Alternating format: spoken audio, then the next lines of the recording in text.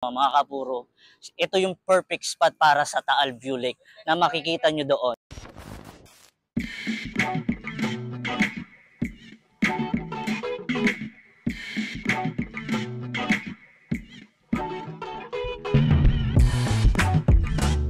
So ayan mga kapuro, nandito tayo ngayon sa Barangay Buko, sakop ng bayan ng Talisay. At syempre sa nasa likod ko ang napakagandang tanawin ng Taal. Okay? So nandito tayo ngayon at in-scout natin yung lugar dahil sapagkat mayroong plano ang pamahalaang barangay ng Buko para sa improvement ng lugar. So syempre nakikita nyo naman maraming turista yung dumadayo dito at para saksihan yung ganda ng Taal. Ayan. So ang lugar na to ay mismong sentro kung nasaan yung magandang tanawin ng Taal. At syempre, bilang karangalan, at kabilang ang Kapuro TV sa improvement na gagawin ng pamahalang lokal ng Barangay Buko, bayan ng Talisay. Dahil itong lugar na kinatatayuan ko mismo, mga kapuro, ito yung perfect spot para sa Taal View Lake na makikita nyo doon sa lugar na yun. So, hindi siya gaano visible ngayon dahil sa smog.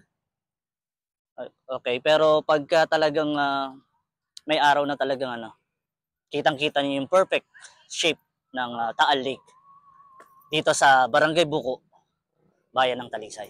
At syempre, malaking karangalan yung mapabilang tayo sa gagawing improvement ng Buko Park na gagawin ng lokal na pamahalaan ng Barangay Buko. Kaya malaking karangalan at nagpapasalamat ako sa pamahalaan ng Barangay Buko dito sa bayan ng Talisay.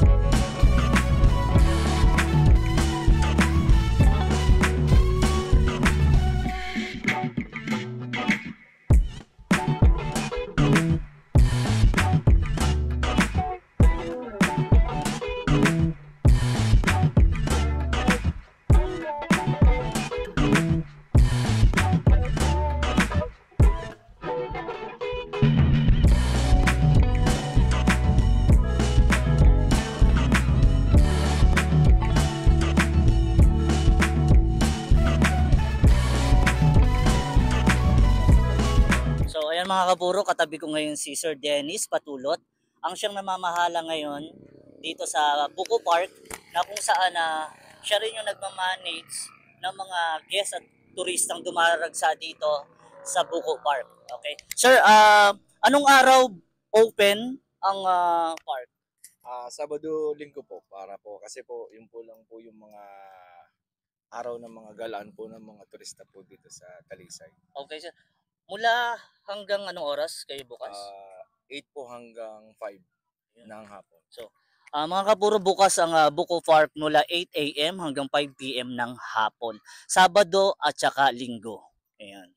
Dahil Sabado-Linggo, dyan dumadagsa yung mga riders, mga turista. At nandito din si mga kapuro, si Angelica na pwede ninyong sakyan sa halagang 50 po. 50 pesos po yung sakay po dito kay Angelica. Tapos yung entrance po natin, 10 pesos po. Hanggang baba na po yun sa may kubo. Ayun. So mga kapuro, napakamura ng entrance fee. Isipin nyo, 10 pesos lang, may ikot nyo na yung buong Buko Park dito. At syempre kasama dito si Angelica na pwede nyo sakyan sa halagang 50 pesos with picture. At walang iba kundi ang kukuha sa inyo ng napakagandang mga picture ay walang iba kundi si Sir Dennis Patulot.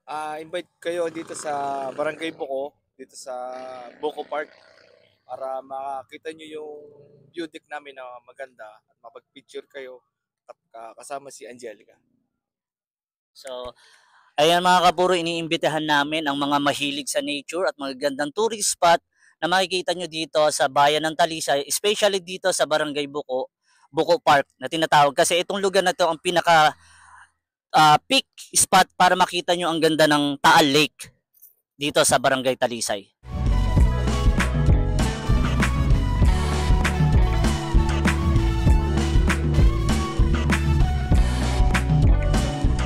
Unang-una sa lahat, maraming salamat dahil 1K followers na tayo.